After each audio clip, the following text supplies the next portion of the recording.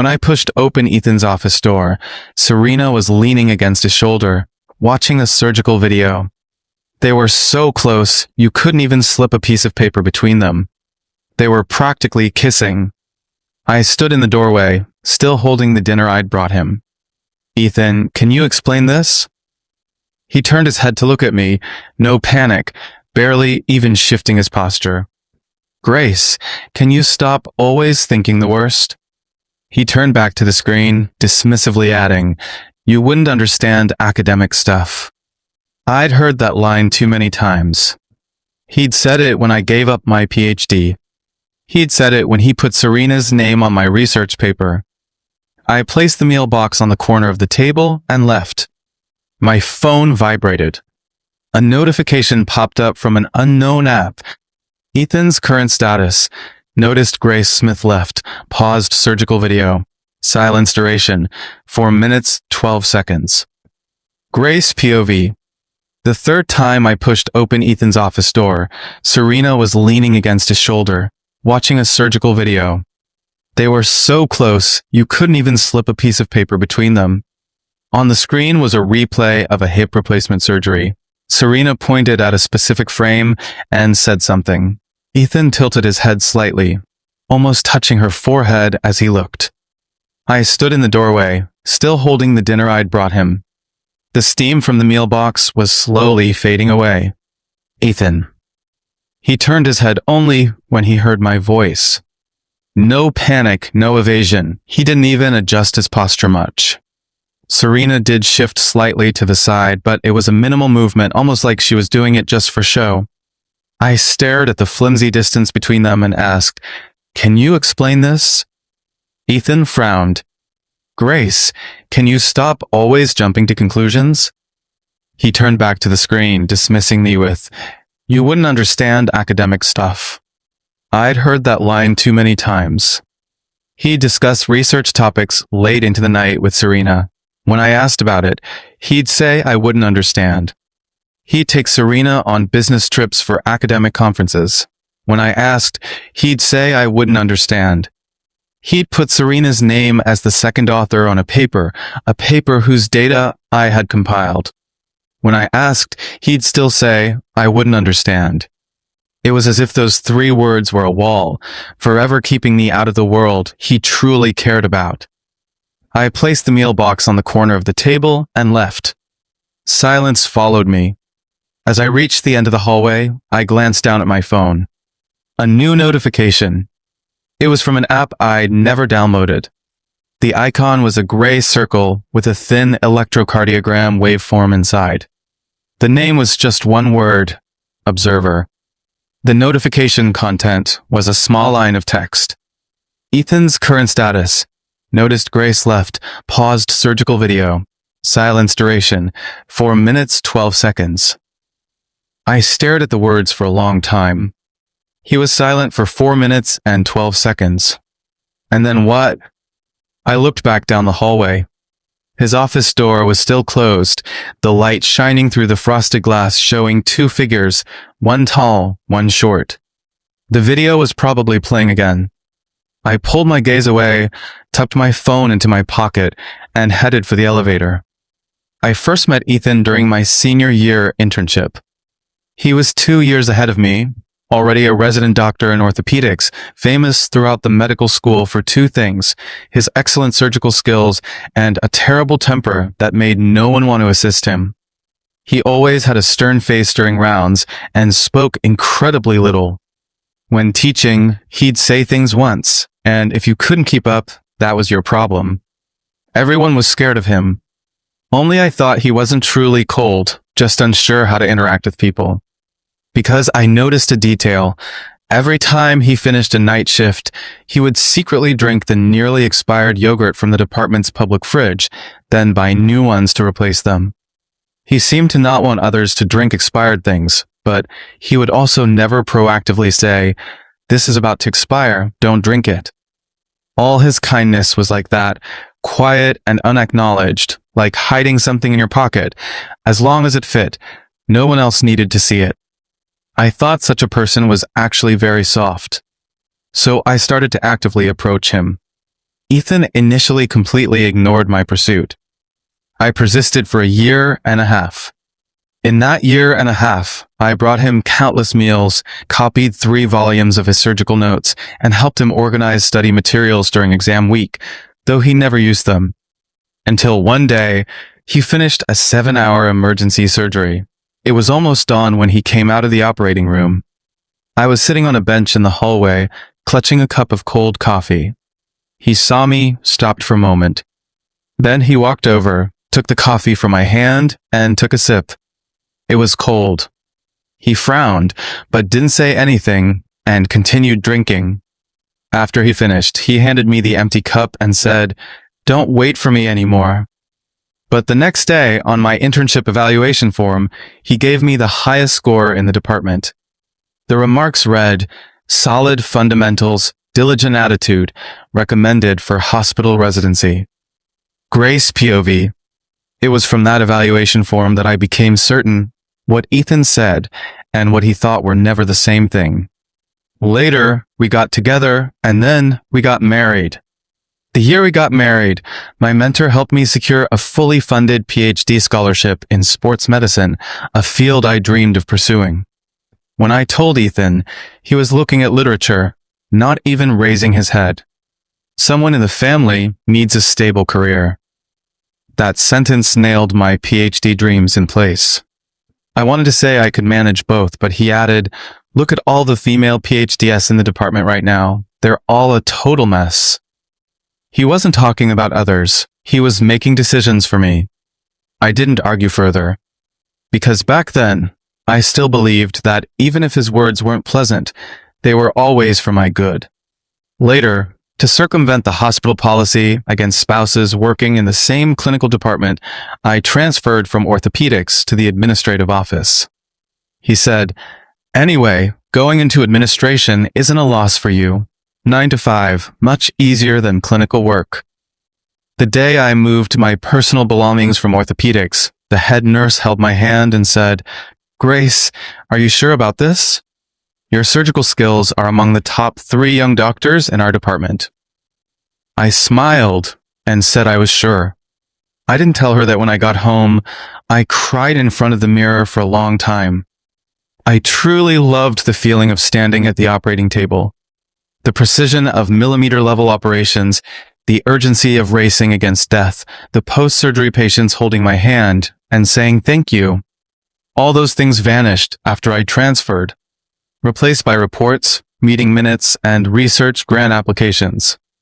And Ethan's dismissive comment every time he mentioned my work, "Anyone could do what you're doing now. Anyone could do it." He probably never knew how heavy those 4 words were, because I gave up something only I could do to do something anyone could do. And all of it because of him. It was late when I got home. The rented apartment was small, 1 bedroom, 1 living room, a place I'd temporarily found after moving out of our house a few days ago. He probably still didn't know I wasn't living at home anymore. Or maybe he knew, but thought I'd come back in a few days. After all, every argument before, I was always the one to back down. I sat on the edge of the bed and opened my phone. The Observer app lay quietly on the last page of my screen. I tried long pressing the icon, wanting to delete it. A prompt popped up. "This app cannot be uninstalled." I tried tapping into it again. The interface was simple, gray and white, with only 1 line at the top, observing, "Ethan, status, online." Below it was a timeline, recording today's notifications. 18:23 Ethan's current status. Notice Grace left, paused surgical video. Silence duration, 4 minutes, 12 seconds. 18:31 Ethan resumed playing surgical video. Serena still present. 19:45 Ethan opened the meal box brought by Grace. Eating duration 6 minutes. Checked phone call history 1 time. Lingered on Grace for 3 seconds before locking screen. 21:17 Ethan's current location. Hospital parking lot. Vehicle not started. Sitting still for 9 minutes. 21:26 Vehicle started. Navigation destination. 10 West 74th Street, New York. That was the house we used to share. I looked at the notification, unsure how to feel. Maybe I should be grateful he at least remembered to come home. I turned off my phone, pulled up the covers, and closed my eyes. I used to think he just wasn't good at expressing himself, but that he cared about me deep down. Like how he drank that cold coffee I brought him, like how he recommended me for residency on my evaluation. But tonight, as I lay on my pillow thinking about these things, I suddenly realized something. That was 7 years ago. 7 years ago, he was willing to drink a cold coffee because he had nothing, and I was the only one who was good to him. Now he had the title of head of department, a high salary, and an academic partner like Serena. And I had gone from being his most promising student to someone sitting in an administrative office filling out forms. It wasn't that he didn't love me anymore. It was just that I didn't seem important to him anymore. My phone screen suddenly lit up. I picked it up. The app pushed another notification. 22:04, Ethan found house empty, called Grace, no answer, calling a third time. I stared at the constantly refreshing no answer on the screen, silent for a long time. Then I turned over and tucked my phone under my pillow. My phone vibrated continuously under the pillow. I didn't answer. It wasn't out of spite. I honestly didn't know what to say to him anymore. Grace POV. The next morning when I woke up, I opened my phone. Ethan had called 11 times. There were 2 Snapchat messages. The first, "Where are you? Why is no one home?" The second, "Grace, did you run off to Maya's again? Stop throwing a tantrum and come home. The food in the fridge will go bad." He always seemed to think all my reactions were just tantrums. Arguing was a tantrum, questioning was a tantrum, even moving out was a tantrum. In his eyes, I was like a child who periodically cried, and a little coaxing would quiet me down, or if not, I'd stop eventually on my own. I didn't reply, got up, washed my face, and left for work. When I arrived at the hospital, I ran into Chloe from the medical education department in the administrative building's elevator. She looked me up and down, then whispered, "Grace, did you know? Yesterday Ethan took Serena out for dinner at the cafeteria. Just the 2 of them, ordered 4 dishes and a drink." As she spoke, the mix of cautious gossip and sympathy in her tone made my stomach churn. I forced a smile. Chloe, who he dines with, is none of my business. Chloe visibly paused, probably not expecting that reply. The elevator arrived, and I walked out first. It wasn't until I sat down at my desk that I realized my hands were shaking. I suddenly remembered something else. Late last year, I spent a whole month organizing clinical data for Ethan. Every day after work, I wouldn't go home. I'd stay in the office checking data, drawing charts, and adjusting formats. During that time, I lost 6 pounds, and my right eye twitched frequently from staring at the screen for so long. The day the paper was published, Ethan treated the department to a meal. Someone at the table asked him, "Ethan, the data for this paper is impressive. Who helped you with it?"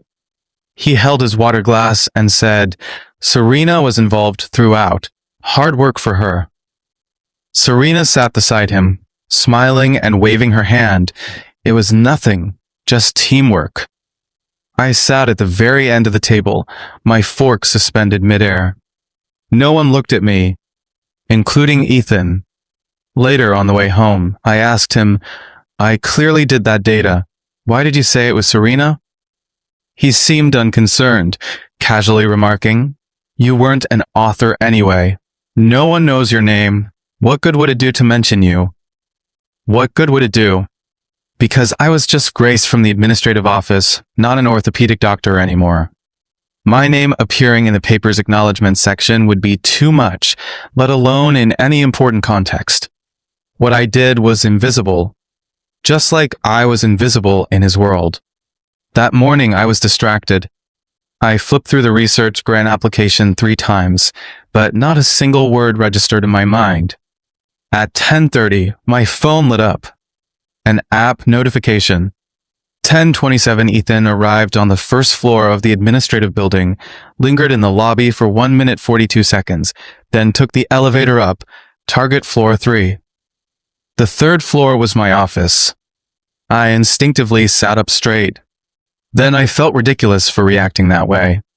We were getting divorced. If he came, he came. 2 minutes later, Ethan indeed appeared at the office door. He seemed to have come directly from the department. His hair was a bit messy, like he had just finished surgery. He glanced at the others in the office, walked up to me, and whispered, "Come outside with me." I looked up at him. Before, when he used that tone, I would immediately stand up and follow him. Now I said, "Say whatever you need to say right here." Grace POV. Ethan's expression froze. He glanced around. My colleagues, though looking down, clearly had their ears perked up. He pinched the bridge of his nose, lowering his voice even further. "Last night you weren't home. I looked everywhere for you. If you're mad, let's talk at home. Don't make a scene like this." I moved out. I interrupted him. His words caught in his throat. I looked into his eyes, and for the first time, I felt something beyond coldness in them. It was confusion. He seemed completely unable to grasp it, as if thinking, how could I actually move out? I didn't give him time to process. "Go back. Don't block people where I work. It doesn't look good." Ethan didn't leave. He stared at me for a long time, long enough for my colleague next to me to uncomfortably shift her chair. Finally, he said something. "Grace, do you think moving out will solve anything?" He seemed convinced I wouldn't last long living elsewhere, as if he believed I would soon come back on my own, that I was nothing without him. Just as he thought that cold coffee would always be waiting for him in the hallway. I looked at him and suddenly felt a wave of exhaustion. "It's not about moving out." His brows furrowed. I didn't want to explain anymore. I took out his car keys, which he'd left at home last week, from my drawer and pushed them across the table. "Your keys." Ethan glanced down at the keys, then at me. His lips moved, but in the end, he said nothing. He took the keys, turned, and left. The back of his lab coat disappeared down the hallway. My phone lit up. 10:51 Ethan left the administrative building, walking speed below normal, lingered in the first floor lobby again for 2 minutes 8 seconds, then returned to the inpatient department. I finished reading the notification and flipped my phone face down on the desk. "So what?" He walked slowly, but he didn't look back. At noon, I went to the cafeteria alone. Normally, at this time, I'd be eating takeout in the office, because Ethan didn't like me eating in the cafeteria. He thought it looked bad for colleagues to see us eating at different tables. But he himself always ate with department staff, and there was never a place for me. So his solution was for me to eat in the office. It sounded absurd thinking about it now. I stood in front of the serving window, realizing I hadn't had a proper meal in the cafeteria for almost 2 years. Anna, the cafeteria lady, still remembered me. "Grace, you haven't been here in a while. The roasted ribs are great today. I'll give you an extra piece."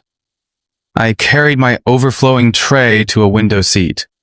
The sunlight fell perfectly on the back of my hand, warming it, almost unreal. Halfway through my meal, I heard someone chatting nearby. "Did you see the notice from orthopedics? Serena's federal research grant project passed the preliminary review." "Really? She's only in her second year of postdoc, isn't she? Her capabilities are too strong." "She's capable, but everyone says Ethan helped her a lot." "Helped her?" He directly shared his data resources with her. Who gets that kind of treatment? My fork paused in midair. His data resources. How much of that data had I stayed up late organizing? Suddenly, I lost my appetite. I put down my fork and took my tray to the return counter. Walking out of the cafeteria, the sun was still shining, but I no longer felt warm. Grace POV. At 2 p.m., Professor Miller called me. Professor Miller was my graduate school advisor and a highly respected expert in sports medicine. After graduation, we occasionally kept in touch, but ever since I transferred to administration, we talked less and less. His call surprised me. Grace, this year there's a fully funded clinical medicine scholarship for studying abroad at ETH Zurich in Switzerland, in sports medicine. I checked the requirements, and it needs academic paper publications and clinical background. He paused. You perfectly meet the criteria. My hand tightened around my phone. Professor Miller continued, I know you've changed roles these past few years, but those 2 papers you published are solid, and I know your clinical foundation best. This opportunity doesn't come every year. I can write you a letter of recommendation. My heart suddenly sped up. My throat felt dry. It took me a while to squeeze out, Professor Miller, this program, how long is it for? 3 years. If you pass the assessment, you can directly transition into a PhD degree upon return. I was silent for a long time. Professor Miller probably sensed my hesitation, sighing, Grace, you are one of the most brilliant students I ever taught. You shouldn't waste away in an administrative office. You're only 28. There's still time. That sentence hit harder than anything Ethan had ever said. Clutching my phone, my voice trembled slightly. Professor Miller, I want to go. He chuckled on the other end. Good. I'll submit your recommendation materials today. Send me your resume and paper list tonight. After hanging up, I sat at my desk for a long time. Then my phone lit up again. It was an Observer app notification. 1438 Ethan's current location, operating room, mid-surgery status, all vitals normal. He still doesn't know. Those last 5 words felt like a self-added note from the app. He still didn't know his wife had just received a call that could uproot her from here. He was on the operating table, mending other people's bones and tendons. And I was preparing to cut him out of my life. After work that evening, I met up with Maya. Maya was my college roommate, now a lawyer specializing in medical malpractice.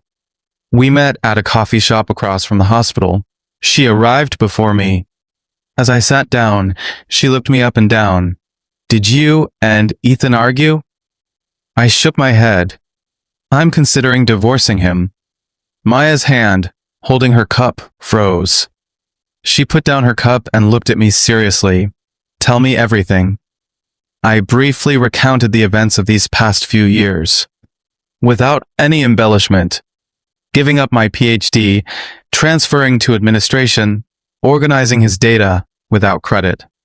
Waiting for him late at night in the hallway when he didn't come home, taking a taxi to the ER alone for appendicitis. And Serena.